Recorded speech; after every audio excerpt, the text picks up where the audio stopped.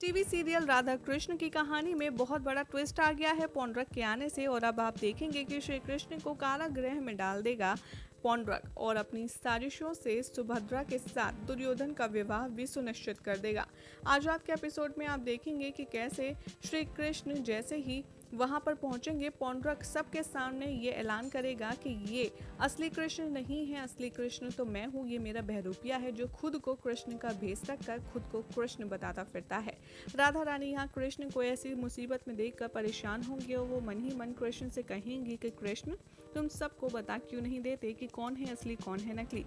लेकिन यहाँ हर किसी के आंखों पर तो अंधविश्वास की पट्टी बन चुकी है, इसलिए श्री कृष्ण मौन रहेंगे और सबके सामने कहेंगे कि चलिए मैं ही बता देता हूँ कि आखिर मैं कौन हूँ।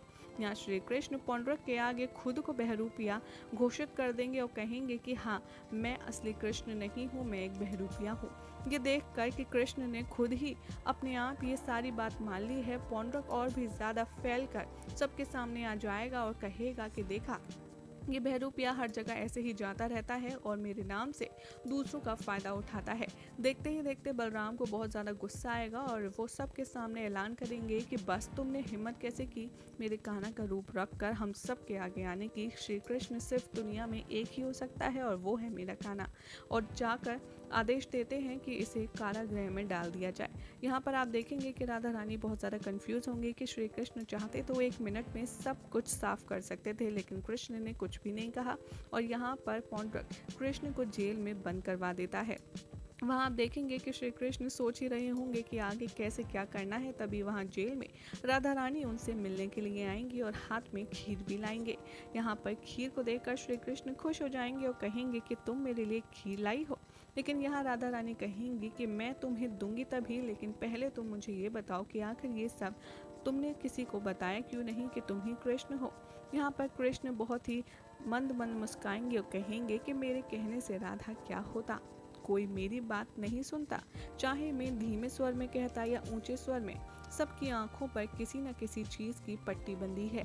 राधा कहती हैं कि लेकिन तुम यहाँ जेल में रहकर करोगे भी क्या, कैसे सिद्ध करोगे कि तुम ही असली कृष्ण हो।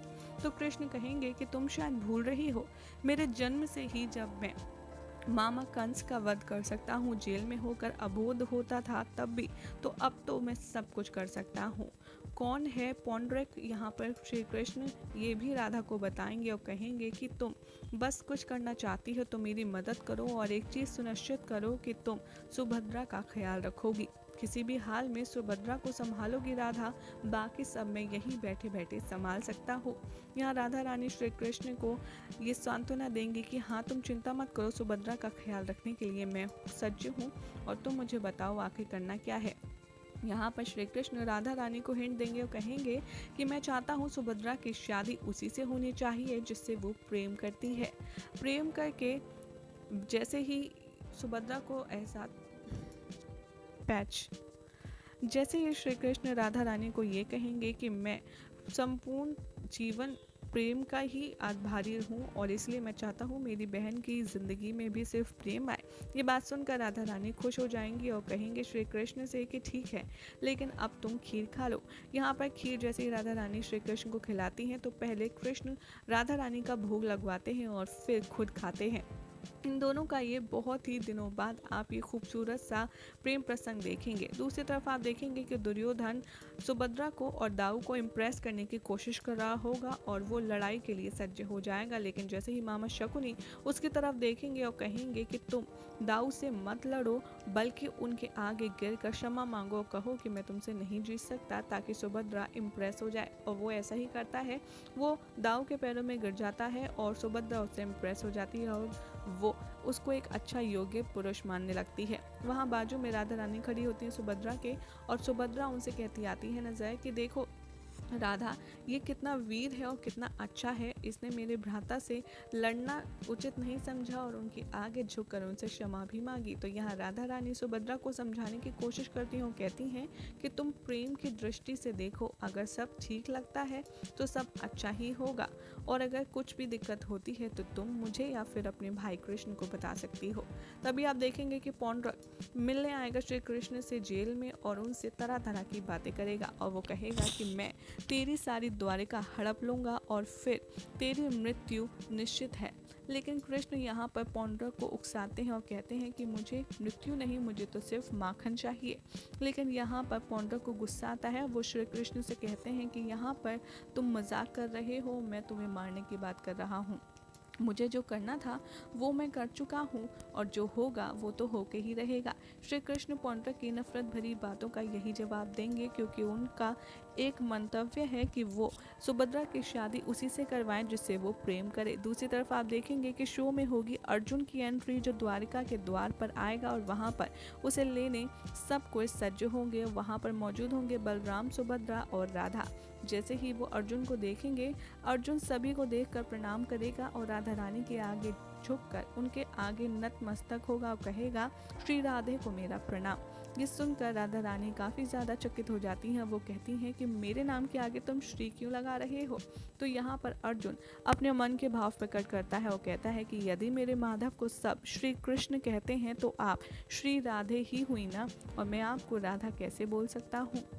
आपके बारे में मैंने बहुत सुना है माधव से, और आज आपको देखकर मैं धन्य हो गया। यहाँ पर द्वारिका में मैं आपसे मिलकर बहुत ही ज़्यादा प्रसन्न हुआ। और उसके बाद राधा रानी भी अर्जुन की काफ़ी ज़्यादा तारीफ़ करती हैं और बहुत ही ज़्यादा खुश हो जाती हैं। लेकिन अपकमिंग एपिसोड में आप देखेंगे कि अर्जुन का द्वारिका में आना बहुत ही ज़्यादा इंटरेस्टिंग है, क्योंकि जब बलराम दाऊद से पूछेंगे कि अर्जुन तुम द्वारिका कैसे आए, आखिर तुम्हारा क्या मंतव्य है, तो यहाँ पर अर्जुन कहेंगे कि श्री कृष्ण ने मुझसे पहले ही कहा था कि अब हमारी अगली मुलाकात जो होगी वो द्वारिका में होगी, तो इसीलिए श्री कृष्ण ने मुझे यहाँ बुलाया है। अपकमिंग एपिसोड में आप ये भी देखने वाले हैं कि कैसे अर्जुन काफ़ी ज़्यादा क्रोधित हो जाएगा पौंड्रक के कुछ ऐसे सवाल जवाब करने से, जिसकी वजह से उसे भी शक होने लगेगा कि ये श्री कृष्ण नहीं बल्कि कोई और है। लेकिन यहाँ श्री कृष्ण को राधा पर बहुत ज़्यादा भरोसा है, तभी उन्हें लगता है कि राधा को ही पता चला कि आखिर कृष्ण कौन है असली, कौन है नकली, वरना कोई भी पहचान नहीं पा रहा। अब देखना होगा काफ़ी इंटरेस्टिंग कि जब पौंड्रक का ये सिलसिला शुरू हो ही गया है तब कैसे होगा ये पूरी कहानी का ख़त्म, और कैसे श्री कृष्ण बाकी दानवों और राक्षसों की तरह पौंड्रक का भी करेंगे खात्मा, और कैसे सबकी आंखों से पट्टी हटाकर ये सिद्ध करेंगे कि वो ही हैं असली कृष्ण।